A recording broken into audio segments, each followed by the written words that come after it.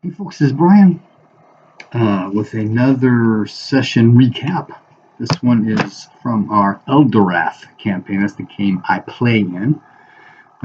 Uses Runequest III, the Avalon Hill version, with some import from RQG.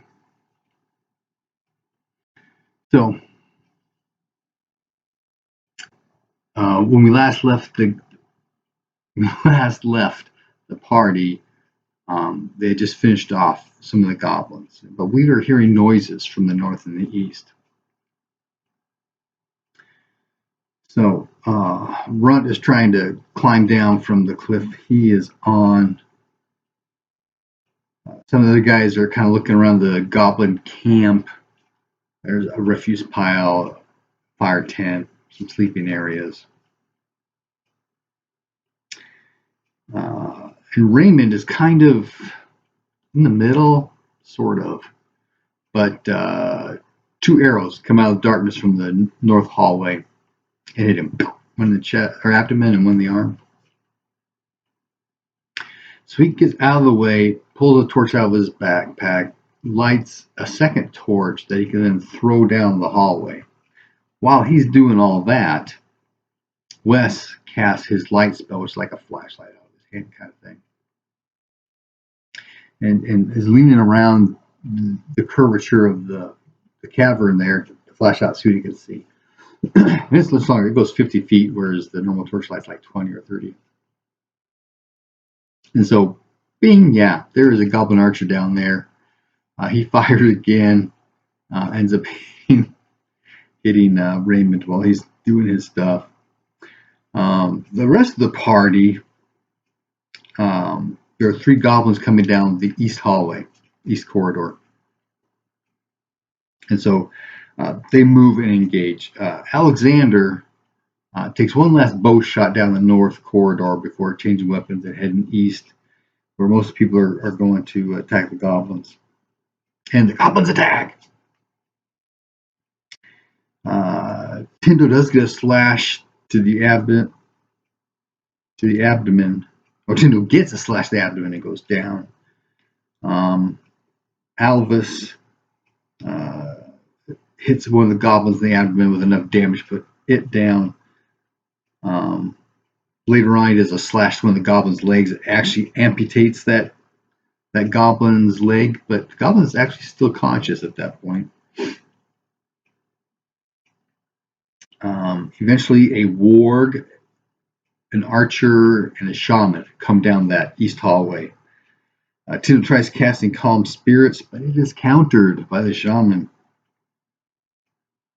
Meanwhile, up in the north, Wes had moved up to engage the archer with his rapier and parry dagger.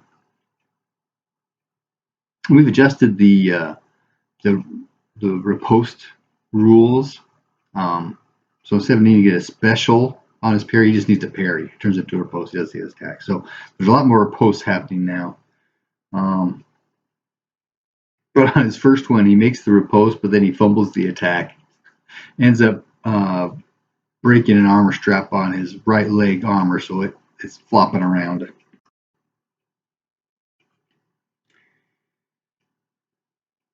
Back to the other side of the party, one of the dead goblins gets raised up as a zombie. Tried to attack Raymond, but missed. Up north, Wes actually gains his riposte. His attack with his left-hand dagger is fairly low. So it's just by the off chance of getting an attack, but there's always a chance, right? And you can always get a critical or something. So that's happening more now. He actually got a hit off of that parry, so he actually got two attacks around, which was nice.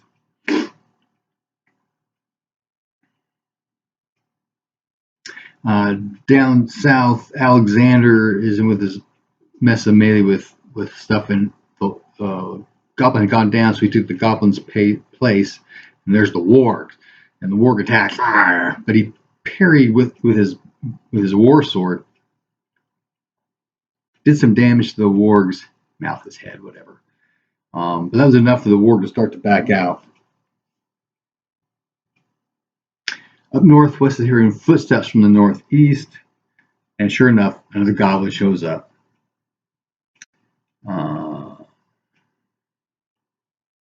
But Wes was able to get a slash to the abdomen of the goblin, the archer that he was fighting, and so that one goes down.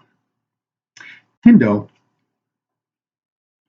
is up on a bluff in the cavern, so he's got area, and the archer is on a bluff, I believe, across the cavern from them, and he's been shooting arrows that apparently been missing, but been throwing up all kinds of material. So these arrows are doing some massive damage.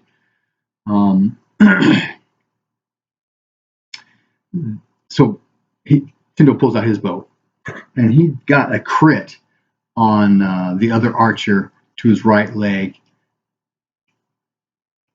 Did 14 points of damage. And in my game, I'm kind of messing with some of these rolls, but the way it was written is a special damage, so he does max plus rolled. There was a little bit of confusion on that, but it turned out what it was, right? So that much damage to the goblin's leg essentially mangled it. And the goblin calls the warg over, climbs on, grabs his fur, climbs onto it. The warg takes off with the goblin, and the shaman then eventually will turn and leave, following after them. So while that's going on, Wes is up north. He ended up missing one of the goblin's attack with his parry, and the goblin's attack hit his right leg, the unarmored one, which put his leg down to, I think that 4 points was -3 kind of thing. Whack! He goes down on one knee.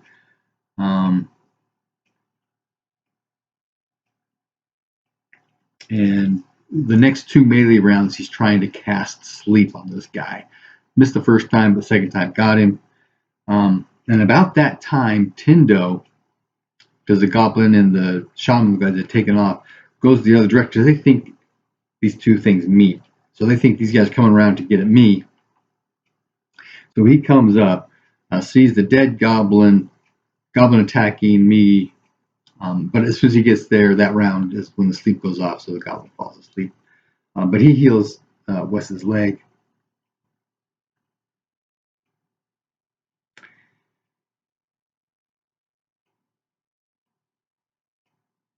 Alexander ended up coming up around that way too.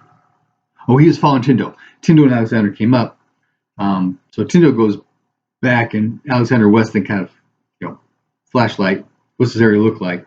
There's a caged area on the far end. Apparently that's where the wargs were kept, the hallway going off to the east, which should go to that cliff face.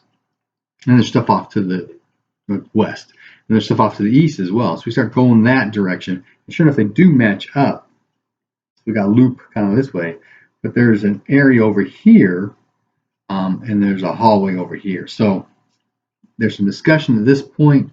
Wes's flashlight lasts for 10 minutes. We're looking for these bodies. Oh, 3 of the goblins showed up to the fight with blood dripping from their swords. So Ares kind of upset that the goblins killed the prisoners before they came to attack, kind of thing. So all the goblins that aren't actually dead, kill them. And as we're investigating the lower area, there are crates here with markings from the Berrydale area. It's up on the west coast south of us. And there is a wooden wall built into the cavern here with a door.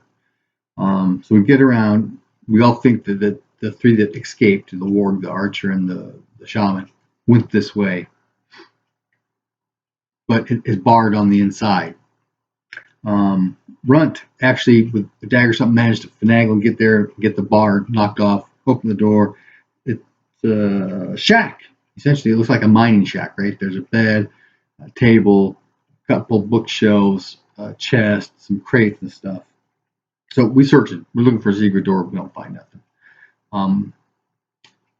Wes notices that the cabinet was open. So he pulls it out of the way, check the wall behind it for secret doors, nothing. Alexander, at this point, is getting really upset. So he just grabs the bookshelves and pulls them down. And then he and Wes are searching there. And Wes says, hey, there's something here. I find a crack.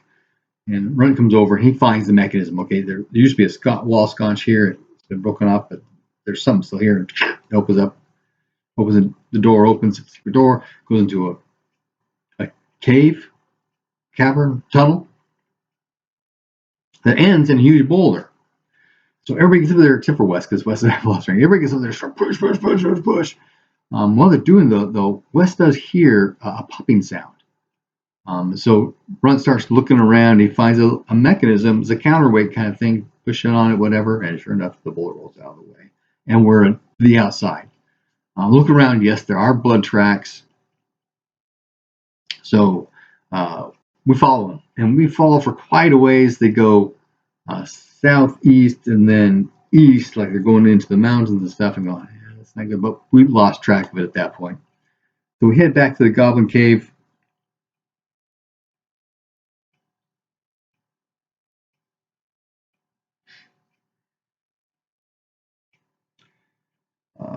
We do a thorough searching at this point. We bring the bodies out. We're short one. There are 5 bedrolls at the camp. There are 4 sets of manacles here and 4 dead bodies. Take the bodies out, and Raymond does, last rites on when we bury them outside from the cave. We were talking a lot about, we should take the bodies back to Hamlet. Do we really have a way to do that? We could have built a travois to put the bodies on. It would have taken us a while. And it's 2 days back to the camp, and there's the question of, it wasn't discussed, but there is the issue of, decomposing of the bodies, how fast they go, that kind of stuff, which we didn't really discuss, but that, was kind of an issue people probably thinking of. It's better just bury them here. So we're doing that. Tindo, and as we're searching this whole area, that upper north hallway went west, did come around to the cliff face, but also continued on west and came to a little peephole in the cliff face. And you can look out and you can see, everything. And Tindo notices, hey, this is manufactured. It's an artificial tunnel made to look natural. So this must be some kind of dwarven thing, and so people talking about that makes sense, the whole trap and all that kind of stuff. And this was at one point a dwarven holding. Okay. So some of the party are really upset about the shaman and the war rider and the archer getting away. The archer again. Oh, and somebody recognized the shaman. This was the same shaman that we ran into when we first got to the underkeep at the moat house. There was a room with a door to hallway in the wall structure of the underkeep, and there was a crack down there, and the goblins came out and we attacked him. There was a shaman there. He got away. That was this guy. So they're building a pit trap in front of the boulder secret door. See if they can't inflict some damage if those guys come back. The next day, we're searching for clues again throughout the whole place, and someone finds a glyph on one of the crates, and Alexander recognizes it as the gang sign for this mercenary company out of Molag. And Molag is an ancient, Forg fortress off to the east. Bad guys. Okay, the next day, we head off to the wagon, where the wagon was. When we get there, we find it's all been burned down. And there is a single set of boot prints here. So somebody walked in, somebody walked out, and they walked all around the fire stuff. About 2 days ago. So we follow them. And this path seems to have a person, they know where they're going, kind of thing.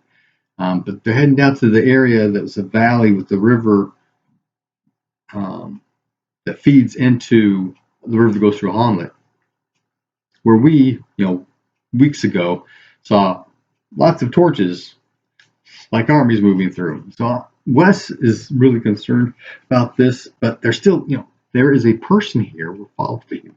Maybe we can find out something if we be sneaky enough. Maybe. Anyway, we camped that night, camouflage, just cover up our tracks, all that kind of stuff. And during the third watch, which is Tindo and Wes, we hear something, or Tindo does. It brings my attention. I'm looking, I don't see anything, and then I hear these large footsteps. We wake up a couple of other guys, keep quiet, listen, and we see this giant of a thing, 16 feet tall. Looks like there's a goblin sitting on his shoulder, talking to him, because we hear some goblin chatter, right? So we're just listening, and it does stop. We're holding our breath kind of thing, but eventually it starts walking on. Okay, so next morning, okay, this is too dangerous. We can't go this big, guys. So we head back to the lumber camp, and then we're going back to Hamlet. And that's where the session ended. 16 minutes, not too bad. Happy gaming. Oops.